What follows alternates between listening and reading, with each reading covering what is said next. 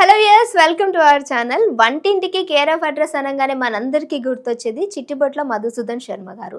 ఈరోజు సార్ నాతో పాటు ఉన్నారు. సార్తో మాట్లాడి మీకు కావాల్సినటువంటి ఆయుర్వేదిక్ రిలేటెడ్, హెల్త్ రిలేటెడ్గా కొన్ని టాపిక్స్ అడిగి తెలుసుకుందాం. మనకి ఏ విధంగా మేకింగ్ చేసి చూపించబోతున్నారు.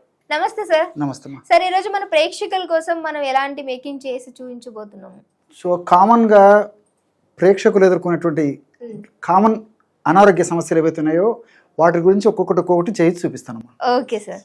మనం ఈ వీడియోలో ఉదయం పూట ఫ్రీగా మోషన్ అవ్వాలంటే ఎలాంటి క్షేమదాయకమైనటువంటి ఔషధాన్ని వాడుకోవాలి అనేటువంటి అంశాన్ని గురించి తెలుసుకోబోతున్నాం. అంటే మలబద్ధక సమస్యకి చక్కటి ఔషధం. ఈ రోజుల్లో వయస్సు నిమిత్తం లేకుండా చిన్నపిల్లల నుంచి పెద్దల వరకు నూటిలో దాదాపు 90% మందికి ఇదే సమస్య. ముక్కుతూ మూలుగుతూ శతవిధాల ప్రయత్నం చేస్తూ నీళ్లు తాగుతూ కాఫీ టీలు సేవిస్తూ నడుస్తూ రకరకాల ప్రయత్నం చేస్తుంటారు, అయినా కదలదు. శౌచాలయానికంటే మోషన్కి వెళ్తారు, అక్కడ చాలాసేపు ప్రయత్నం చేస్తారు, అది రాదు.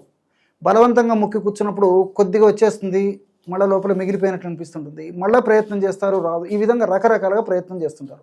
ఇది ఏమాత్రము ఆరోగ్యదాయకం కాదు, క్షేమదాయకం కాదు, మరి ఆమోదాయకం కూడా కాదు. ఒక మనిషి ఆరోగ్యంగా ఉన్నాడనే దానికి మోషన్ ఫ్రీగా అవ్వడం కూడా ఒక సూచన. అంటే ఉదయం పూట సెన్సేషన్తో మెలకు వచ్చేసేసి మనం మోషన్కి వెళ్ళినప్పుడు క్షణిక కాలంలోనే మోషన్ అయిపోవాలన్నమాట. ఇది ఆరోగ్యవంతుల లక్షణం. మరి ఎంతమందికి ఈ లక్షణం ఉందో ఆలోచన చేయండి. ఇది ప్రశ్నార్థకమే. దీనివల్లనే అనేక రకాలైన జబ్బులు, కొత్త జబ్బులు వస్తుంటాయి. ఉన్నటువంటి జబ్బులు కూడా ఒక పట్టణం లొంగకుండా ఉండేటువంటి పరిస్థితి ఏర్పడుతుంటుంది. కాబట్టి వీటన్నిటిని దృష్టిలో ఉంచుకొని మన మహర్షులు కాల విరేచనం ఆరోగ్యకరణం శ్రేష్టం అని చెప్పడం జరిగింది. అంటే సకాలంలో విరేచనం కావడము ఆరోగ్యవంతుల లక్షణం అని చెప్పడం జరిగింది. మరి ఆ సకాలంలో విరేచనం అయ్యేందుకు క్షేమదాయకమైన ఔషధాన్ని ఎలా తయారు చేసుకోవాలంటే దీనికి కావాల్సినటువంటి పదార్థాలు మూడే. ఇవన్నీ కూడా మీకు తెలిసినటువంటివే, ఎక్కువ శాతం మందికి తెలిసినటువంటివే, క్షేమదాయకంగా పనిచేస్తాయి. నేను చెప్పినటువంటి పద్ధతిలో వాడుకోవడం వల్ల వాడినటువంటి రోజు నుంచే దాని యొక్క ప్రభావం చూపించేసేసి చక్కటి ఆరోగ్యం మన సొంతం అవుతుందన్నమాట. మరి ఆ యొక్క 3 పదార్థాల్లో మొట్టమొదటిది కన్నతల్లిలా కాపాడేటువంటి కరక్కాయ. ఈ కరక్కాయ, ఈ విధంగా కరక్కాయలు మార్కెట్లో దొరుకుతాయి. అట్లే కరక్కాయ పెచ్చులు మనకు మార్కెట్లో దొరుకుతాయి. కరక్కాయ పెచ్చుల యొక్క చూర్ణం కూడా మనకు మార్కెట్లో దొరుకుతుంది. కరక్కాయ పెచ్చుల యొక్క చూర్ణం అవసరమవుతుంది. రెండవ పదార్థంగా సునాముఖి. బాగా నిదానంగా చూడండి, గమనించండి, నోట్ చేసుకోండి. ఈ విధంగా సునామికి ఆకు ఎండించినటువంటిది మార్కెట్లో దొరుకుతుంది. ఒక 20-30 సంవత్సరాల క్రితము భారతదేశ వైద్య విధానంలో, భారతదేశంలో మన ప్రజల జీవన విధానంలో మరి అవసరాన్ని బట్టి ఈ యొక్క సునామికి కానీ ఆకును మోషన్ ఫ్రీగా అయ్యేందుకు వాడేవాడు అనమాట. సునామికి చారు కానీ, అదేవిధంగా సునామికితో ఇతర కషాయాలు లాంటి పదార్థాలు తయారు చేసుకోవడం కానీ, ఈ విధంగా ఏదో ఒక పద్ధతిలో సునామికిని వాడి ఆ మోషన్ ఫ్రీగా చేసేందుకు ఈ యొక్క ఔషధాన్ని వాడుకునేవాళ్ళు. ఈ యొక్క సునామికి కూడా మనకు మార్కెట్లో దొరుకుతుంది. అయితే సునామికి పొడి కూడా మనకు మార్కెట్లో దొరుకుతుంది. కానీ ఈ యొక్క సునామికిని తెచ్చుకొని పౌడర్ తయారు చేసుకుని వాడుకోవడం మంచిది. మూడవ పదార్థంగా వాము. దీన్ని అజవాయిన్, ఓము అనేటువంటి పేర్లతో పిలుస్తూ ఉంటారు అనమాట. ఈ 3 పదార్థాలు అంటే వామును కూడా కాస్త వేయించేసేసి చూర్ణంలాగా తయారు చేసుకొని ఈ యొక్క ఔషధంగా కలుపుకోవాలి. మరి ఆ ఔషధాన్ని ఎలా తయారు చేసుకోవాలంటే మీకు ప్రత్యక్షంగా చూపిస్తాను. ఈ పద్ధతిలో మీరు కూడా తయారు చేసుకోండి, చక్కటి ఆరోగ్యాన్ని మీ సొంతం చేసుకోండి. మొట్టమొదట కరక్కాయ పెచ్చుల యొక్క పొడి ఒక 50 గ్రాములు తీసుకోండి. మీకు ఔషధం తయారు చేసి చూపించేందుకు ఇక్కడ కొద్దిగా మాత్రమే కలపడం జరుగుతుంది. మీరు మాత్రం 50 గ్రాములు కరక్కాయ పెచ్చుల పొడి ఈ విధంగా తీసుకోవాలన్నమాట. అలాగే రెండవ పదార్థంగా సునామికి ఆకు చూశారు కదా, సునామికి ఆకు పొడి ఒక 25 గ్రాములు తీసుకోండి. మీకు ఔషధం తయారు చేసి చూపించేందుకు ఇక్కడ కొద్దిగా మాత్రమే కలపడం జరుగుతుందన్నమాట. 50 గ్రాములు కరక్కాయ పెచ్చుల యొక్క చూర్ణము, 25 గ్రాములు సునామికి చూర్ణము, మూడవ పదార్థంగా వామును వేయించి చేసినటువంటి చూర్ణము ఒక 20 గ్రాములు తీసుకోవాలన్నమాట. సో 25 గ్రాములు వామును వేయించేసినటువంటి చూర్ణం కూడా తీసుకోవాలి. ఈ 3 పదార్థాలు కలిపి ఔషధంగా తయారు చేసుకోవడం వల్ల బ్రహ్మాండమైనటువంటి మోషన్ ఫ్రీగా అయ్యేందుకు సహకరించేటువంటి ఔషధం తయారవుతుంది.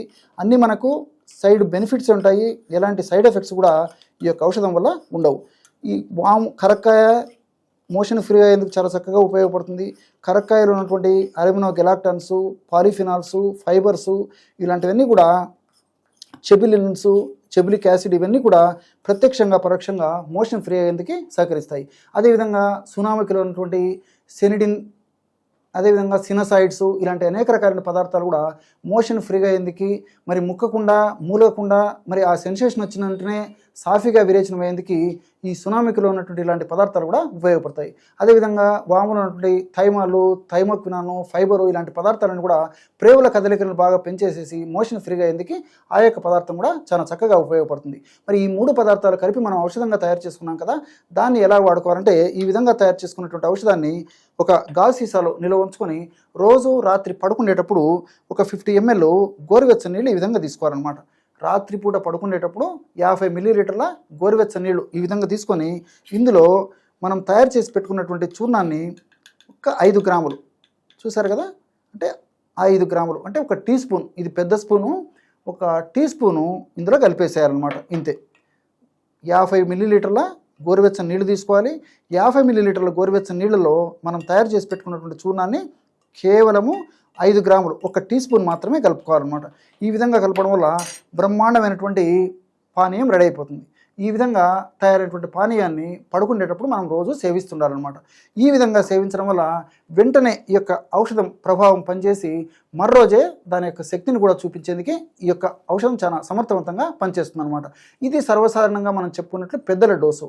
చిన్న పిల్లలకు మాత్రము వాళ్ళ వయస్సును బట్టి, శరీర పరిస్థితిని బట్టి, వ్యాధి యొక్క అవస్థను బట్టి, ఋతువును బట్టి తక్కువ ప్రమాణంలో వాడుకోవాలని అనమాట. అంటే 500 మిల్లీగ్రాముల నుంచి, ఉదాహరణకి 1 సంవత్సరం దాటినటువంటి పిల్లలకందరికీ 500 మిల్లీగ్రాముల నుంచి క్రమక్రమంగా పెంచుకుంటూ వాడుకుంటున్నారనమాట.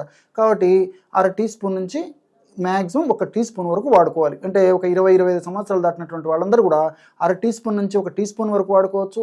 మరి సంవత్సరం దాటినటువంటి పిల్లలు వయస్సు పెరిగే కొద్దీ 500 మిల్లీగ్రాముల నుంచి మొదలుపెట్టేసి క్రమంగా పెంచుతూ పోవాలన్నమాట. అంతేకాకుండా మరి ఈ యొక్క ఔషధాన్ని నీటిలో కలిపి తీసుకోవచ్చు, లేదా కాస్త గోరువెచ్చని పాలలో కలిపి తీసుకోవచ్చు, లేదా చిన్న పిల్లలైతే కాస్త తేనెతో కలిపి కూడా ఇవ్వచ్చు. ఈ విధంగా క్రమం తప్పకుండా ఇవ్వడం వల్ల చాలా సమర్థవంతమైన ఫలితాలు కలిగేటువంటి పరిస్థితి ఏర్పడుతుంది. Thank you so much sir, చాలా మంచి ఇన్ఫర్మేషన్ జనాలకి యూజ్ అయ్యేటటువంటిది. సో మరి చూసారు కదా, మీకు ఎలా అనిపించింది? ఒకవేళ మీకు ఈ రెమెడీ యూజ్ అవుతుంది అనుకుంటే డెఫినెట్గా ట్రై చేయండి. ట్రై చేసిన తర్వాత మీ వాల్యుబుల్ కామెంట్ అనేది కామెంట్ చేయడం మర్చిపోకండి. ఇఫ్ ఇన్ కేస్ మీకు ఏమైనా సమస్యలు ఉన్నా, మీకు సార్ని అడిగి ఎలా చేయాలి ఏంటి అని అడిగినా సరే మేము డెఫినెట్గా సార్తో డిస్కస్ చేసి ఆ వీడియో చేయడానికి కూడా తప్పకుండా ట్రై చేస్తాం. ఇంకో వీడియోతో మళ్ళీ కలుస్తాం. చూస్తూనే ఉండండి అవర్ ఛానల్.